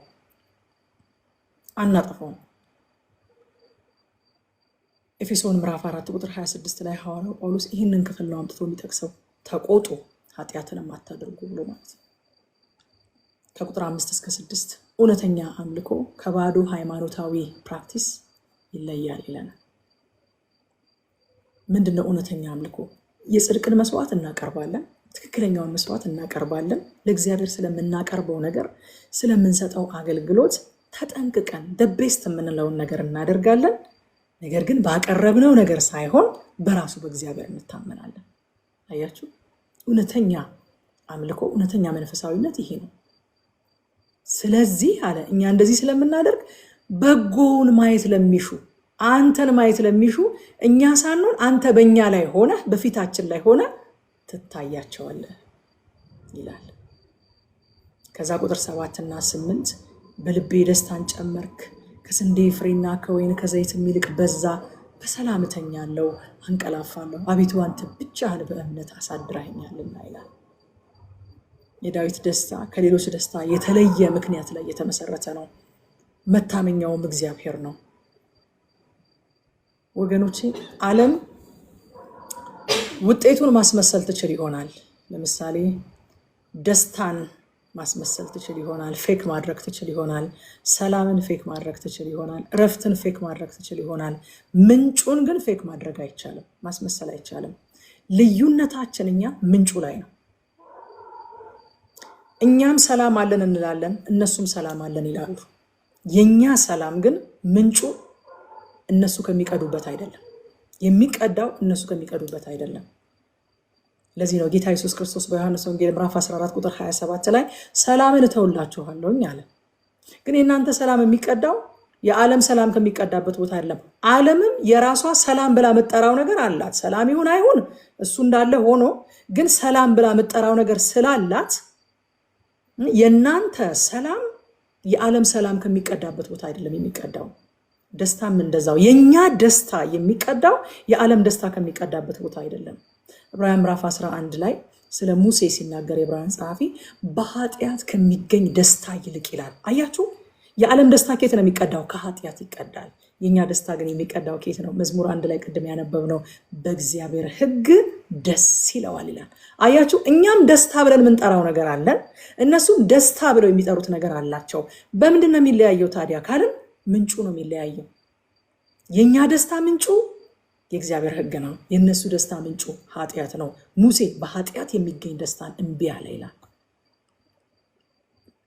ሰላምም እንደዛ። እነሱ ሰላማቸውን የሚቀዱት አለኝ ከሚሉት ነገራቸው ነው። በቃ እንደዛ ሰነፍ ሰው ጎተራዬ ሙሉ ነው፣ ነፍሴ ሆይ ቢ ጠጪ ደስ የሚበልሽ አለ። ሰላሙ ኬት ነው የተቀዳው? ከሙሉ ጎተራው። ዓለማውያን ሰላማቸውን ኬት ነው የሚቀዱት? ከአካውንታቸው፣ ከሚያውቃቸው ባለስልጣናት፣ ከዘመዶቻቸው፣ አለኝ ከሚሉት እውቀት፣ አለኝ ከሚሉት ታዋቂነት ሊሆን ይችላል። እኛ ግን ሰላማችን ከየት ነው የሚቀዳው? ከራሱ ከክርስቶስ።